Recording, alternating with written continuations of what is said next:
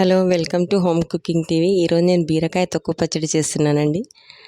Morning నీట్గా clean చేసి కడిగి పెట్టుకున్నాను. ఇది తర్వాత మనం చిన్నగా కట్ చేసుకోవాలి. పెద్ద పెద్దగా ఉన్నట్ల చెక్కు తీసినప్పుడు పెద్ద పెద్దగా వస్తాయి కదా, అందుకే నీట్గా కట్ చేసుకుంటే త్వరగా మగ్గిపోతుంది అనమాట. అందుకే చిన్నగా పీసెస్లా నీట్గా కట్ చేసేసుకున్నాను. నీట్గా కడిగి దాంట్లో డస్ట్ అంతా తీసేసి, తర్వాత మనకు కావాల్సిన పదార్థాలు పచ్చిమిర్చి, మనం కారం తగ్గట్టు 10, 5 మనకి ఎలా కారం కావాలనుకుంటే అలాగా.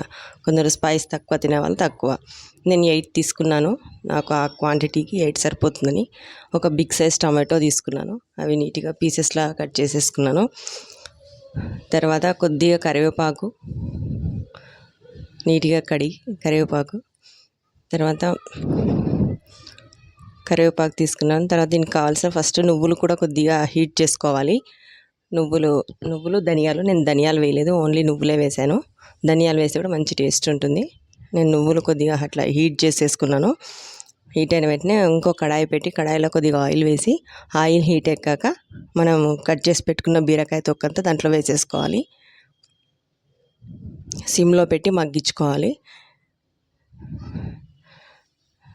అంత దగ్గరికి మగ్గిపోతుంది అనమాట. మనం ఎంత తీసుకుంటున్నామో దానికి తగ్గ ఆయిల్ వేసేసుకోవాలి.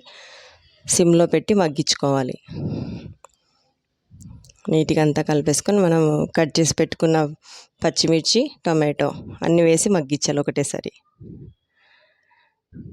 సిమ్లో పెట్టే మగ్గించుకోవాలి, ఎందుకంటే లేతగా ఉంటుంది కదా బీరకాయ తొక్కు, త్వరగా అడుగంటుతుంది. హై మంటలో పెడితే త్వరగా అవి పచ్చివాసన కూడా పోదనమాట. సిమ్లో పెట్టి చేసేసుకోవాలి. నేను సిమ్లో పెడతాను ఇప్పుడు. ఫస్ట్ కొద్దిగా ఆయిల్ హీట్ ఎక్కేంత వరకు హై మంటలోనే పెట్టాను. తర్వాత సిమ్లో పెట్టేసుకొని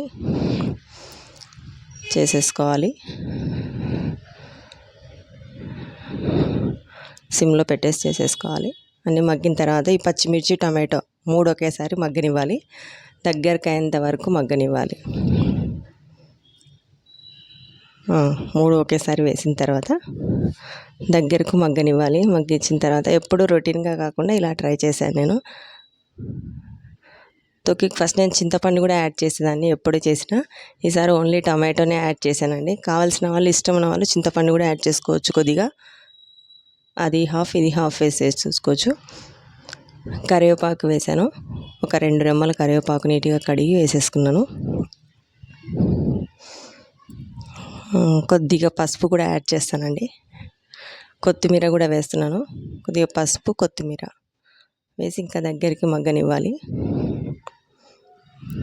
చపాతీకి, రైస్కి చాలా బాగుంటుందండి. వేడివేడి రైస్లోకి కానీ, చపాతీలోకి, రోటీలోకి బాగుంటుంది. జొన్న రొట్టెకి కానీ.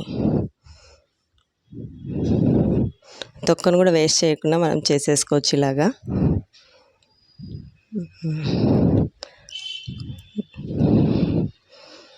అంత దగ్గరికి మగ్గిన తర్వాత మనం గ్రైండ్ చేసి పెట్టుకున్న ఆ నువ్వులు వేయించి పెట్టుకున్న నువ్వుల్ని గ్రైండ్ చేసిన తర్వాత ఇది చల్లారింటుంది కదా, అంతవరకు మనం ఆఫ్ చేశాక చల్లారిన తర్వాత ఒక 5-10 వెల్లుల్లి రెబ్బలు వేసుకున్నాను.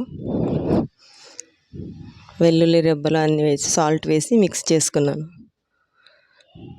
ఫస్ట్ నువ్వులు అంతా గ్రైండ్ చేసిన తర్వాత దాంట్లోకి ఇది యాడ్ చేసి ఉంచాను. తర్వాత పోపుకి మనకు కావాల్సిన కొద్దిగా ఆయిల్ హీట్ చేసి, ఆయిల్లోకి జీలకర్ర, ఆవాలు, కొద్దిగా మినప్పప్పు, కరివేపాకు వేసి పోపు వేసాను. టేస్టీ బీరకాయ తొక్కు పచ్చడి రెడీ అండి. రోటీస్కి, చపాతీస్కి, రైస్కి దేనికైనా చాలా బాగుంటుంది. ట్రై చేయండి. సబ్స్క్రైబ్ చేయండి, లైక్ చేయండి, please comment. Thank you for watching.